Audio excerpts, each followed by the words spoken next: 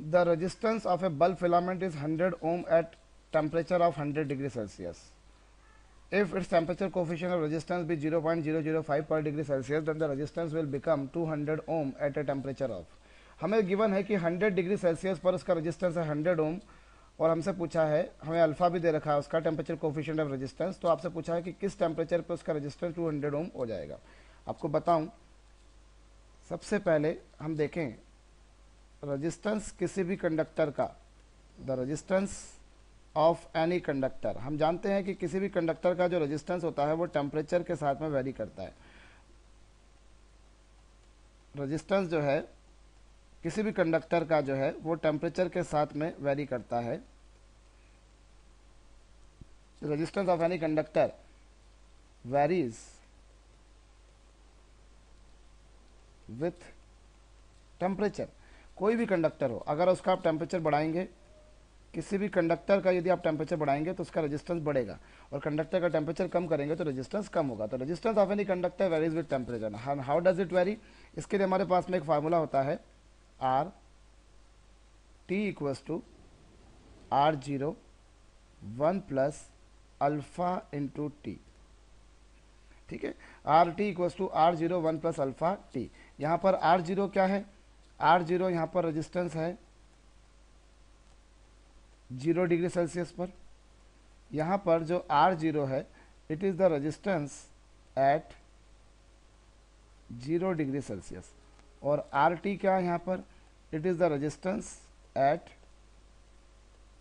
T degree Celsius. R zero यहाँ पर resistance है 0 डिग्री सेल्सियस पर, और आर टी यहाँ पर रेजिस्टेंस है टी डिग्री सेल्सियस पर।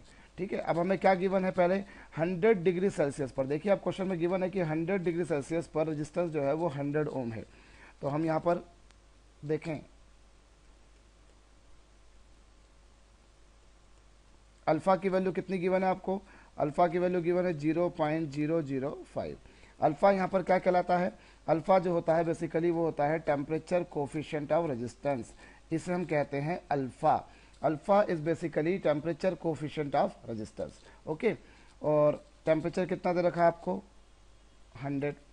अब हमसे पूछा है किस टेम्परेचर पे रेजिस्टेंस 200 ओम हो जाएगा।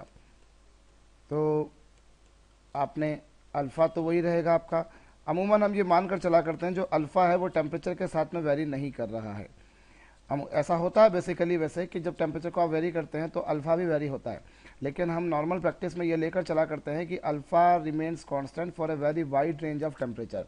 एक बहुत लंबी टेम्परेचर की रेंज के लिए अल्फा की वैल्यू को हम कांस्टेंट लेकर चलेंगे। जब अल्फा की वैल्यू को हम कांस्टेंट लेकर चलेंगे तो 100 डिग्री सेल्सियस टेम्परेचर पर भी अल्फा की वैल्यू 0.005 थी, और सपोज 200 ओम जो रेजिस्टेंस हमसे पूछा है कि किस टेम्परेचर पे होगा, उस समय भी अल्फा की वैल्यू 0.005 डिग्री सेल्सियस रहेगी।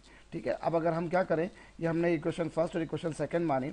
अब हम एक काम करते हैं, यदि फर्स्ट इक्वेशन को सेकंड इक्वेशन से डिवाइड कर दें, if we divide equation first by equation second, यदि इक्वेशन फर्स्ट को इक्वेशन सेकंड से डिवाइड करेंगे तो आर जीरो से आर जीरो कैंसिल हो जाएगा, 100 से 200 कैंसिल हो जाएगा, और जब आप इस पूरी इक्वेशन को सॉल्व करेंगे तो आपको टी की वैल्यू सॉल्व करने पर, टी की वैल्यू इसको सॉल्व करने पर आप देखेंगे तो टी की वैल्यू आएगी आपके पास में 400 डिग्री सेल्सियस।